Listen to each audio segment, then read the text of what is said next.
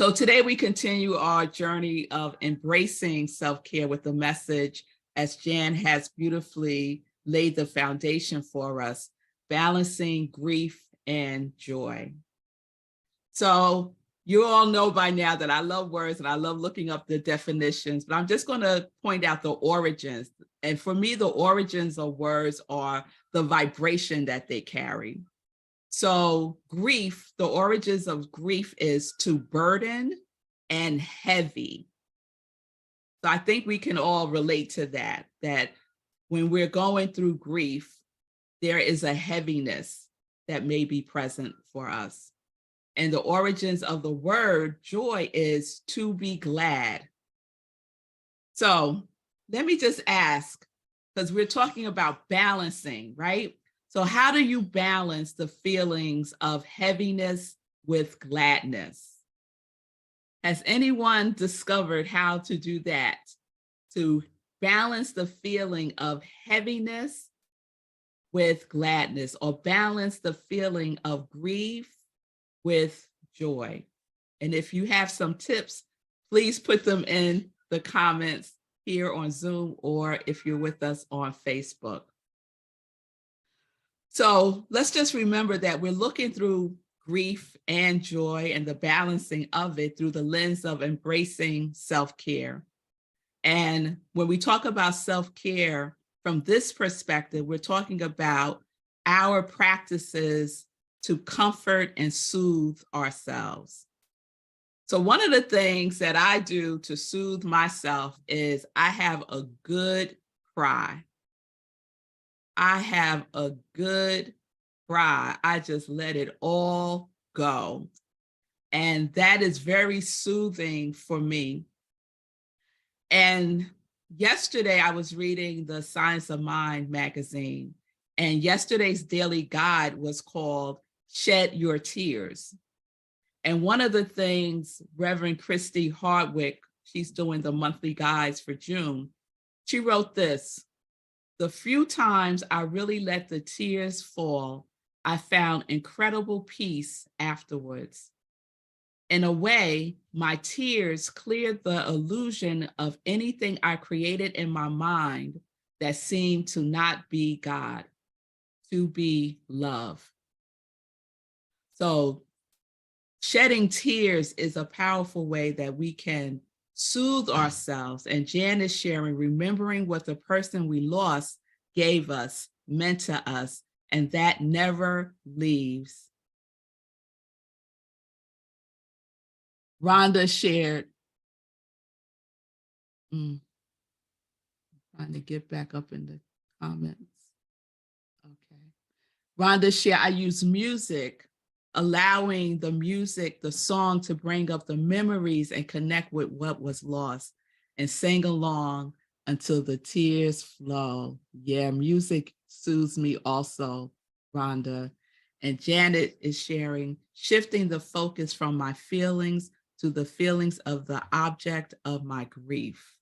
Yes, thank you. Thank you all for sharing that. So yesterday, I attended the graduation at One Spirit Interfaith Seminary. And as many of you know, this was the seminary that I graduated from in 2018, and many of you were there.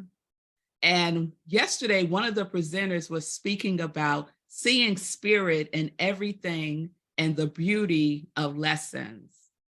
She said that when things seem to go wrong or are hard, or we mess up, that we enter into a space of sacred spaciousness,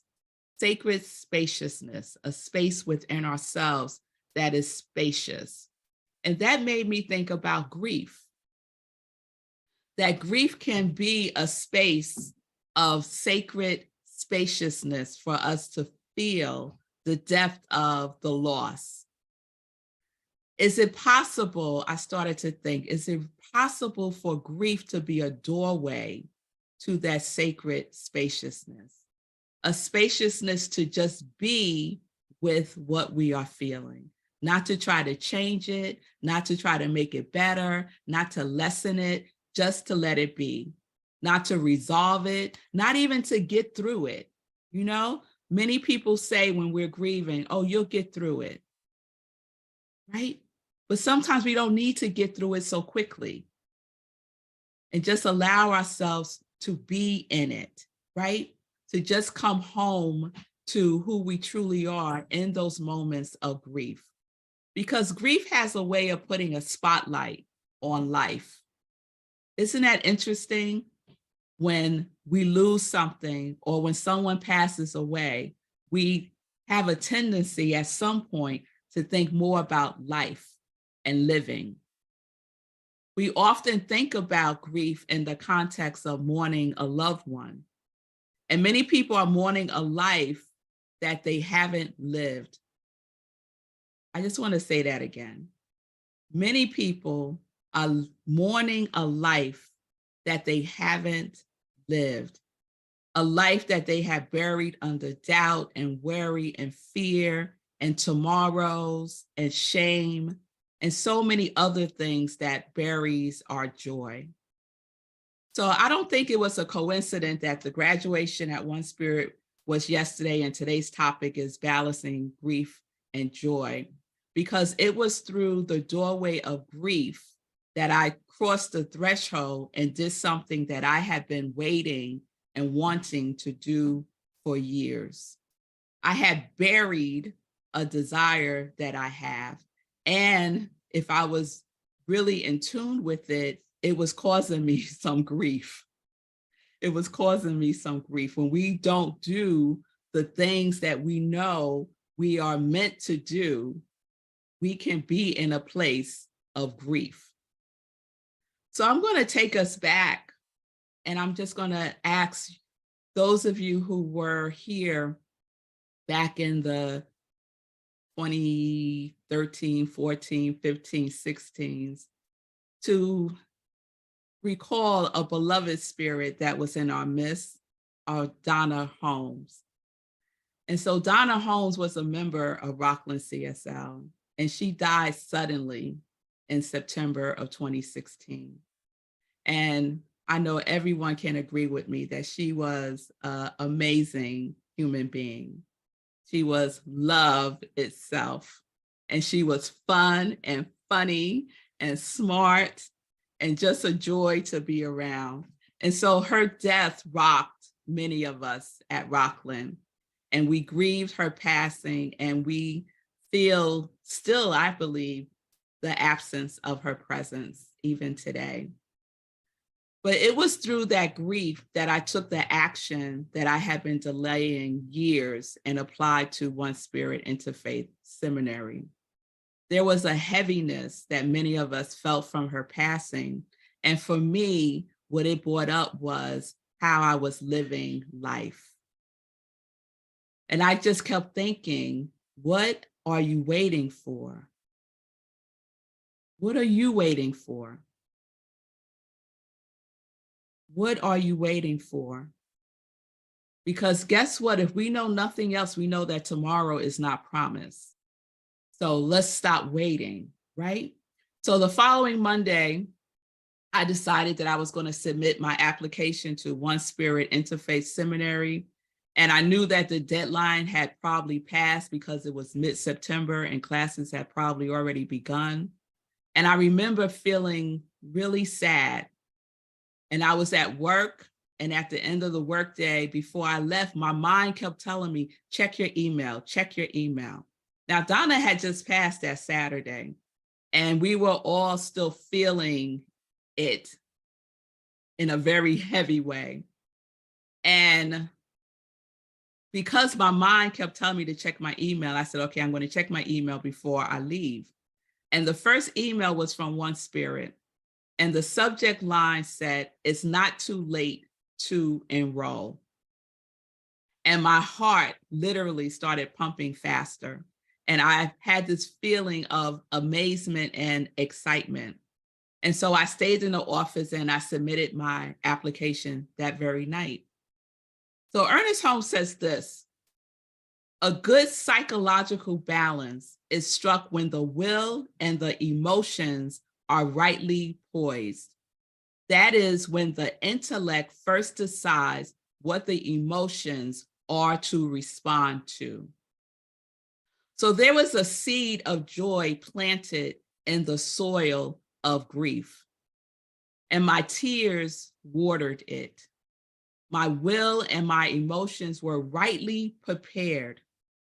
My mind that is the one mind, decided my emotions respond to the decisions of my intellect, right?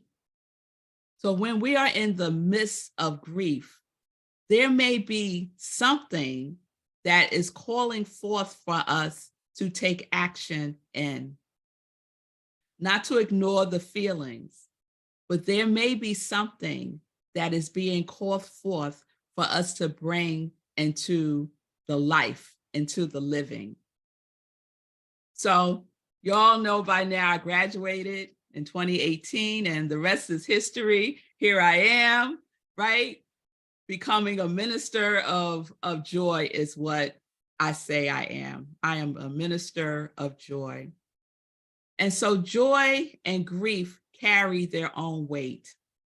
Sometimes one can feel lighter than the other, and sometimes one can be heavier than the other. Balancing it is not the goal in the sense of trying to make it equal. As a matter of fact, I'm not really a fan of balance. I'm more of a fan of harmony, but that's another sermon.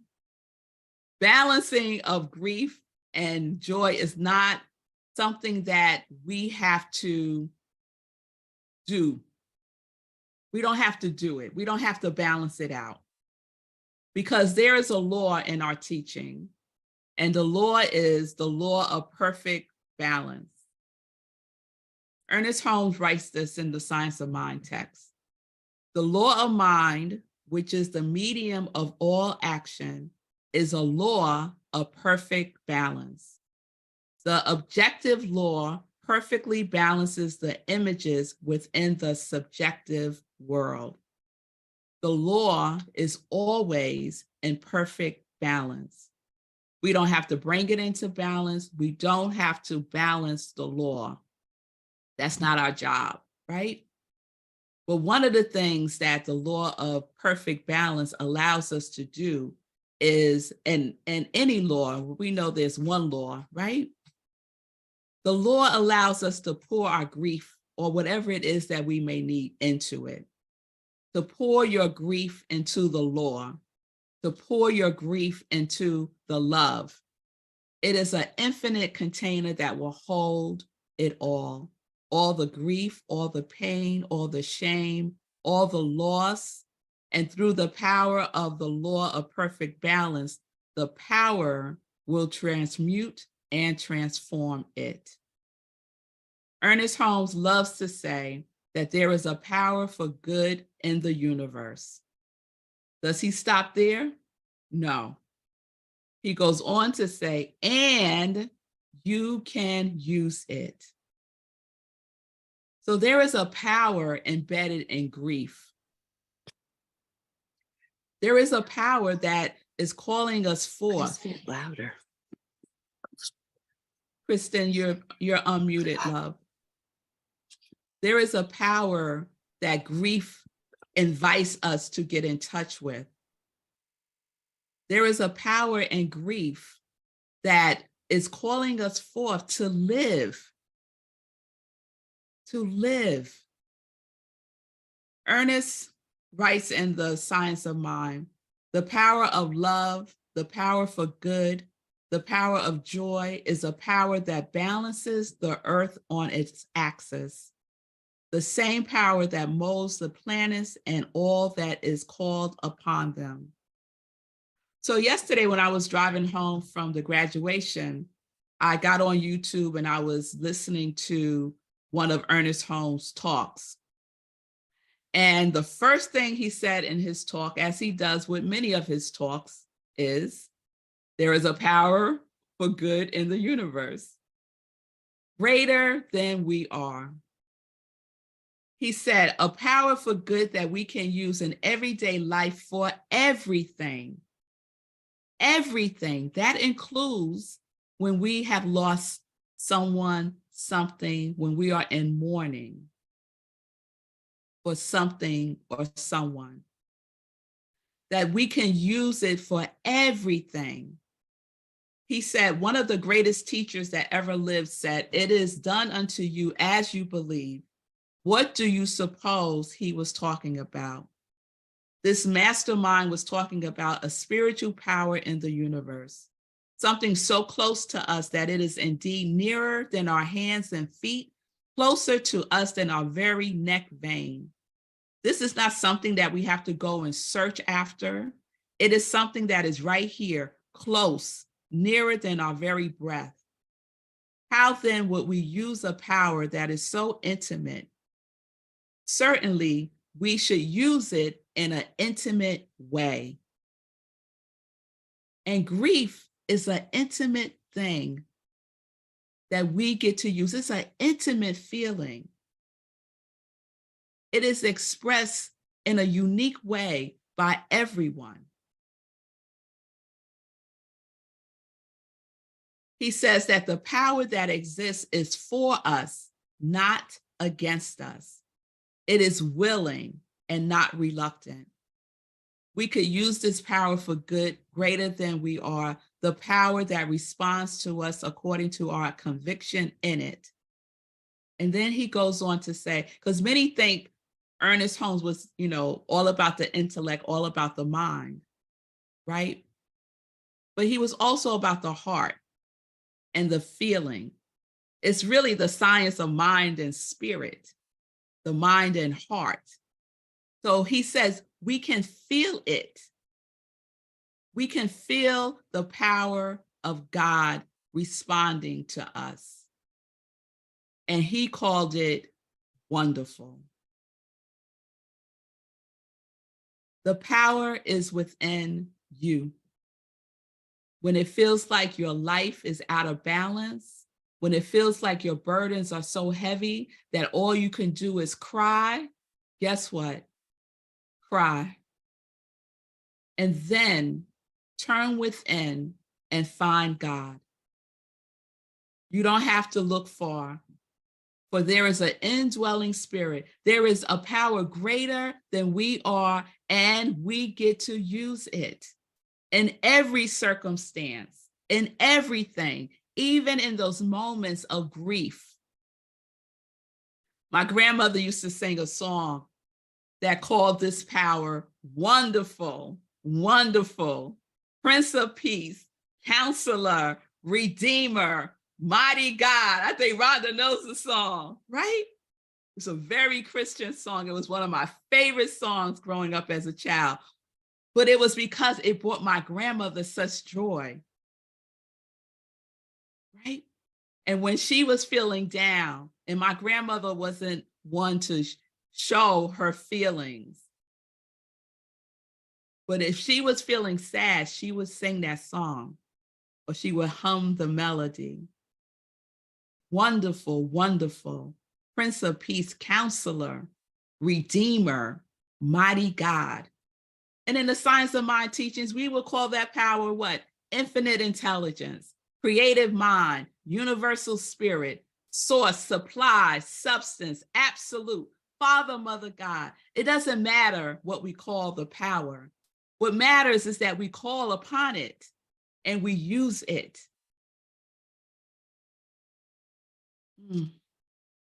I just felt like this energy of my grandmother.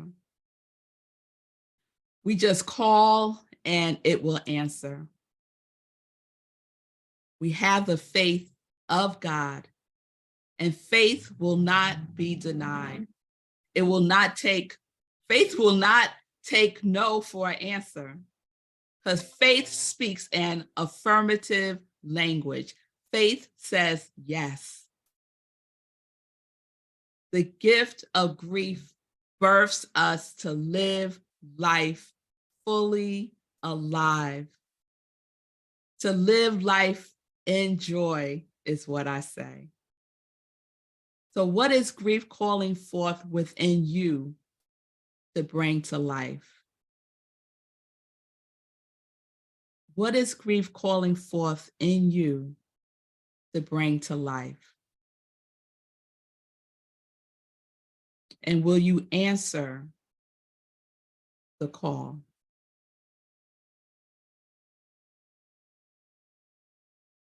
And so it is.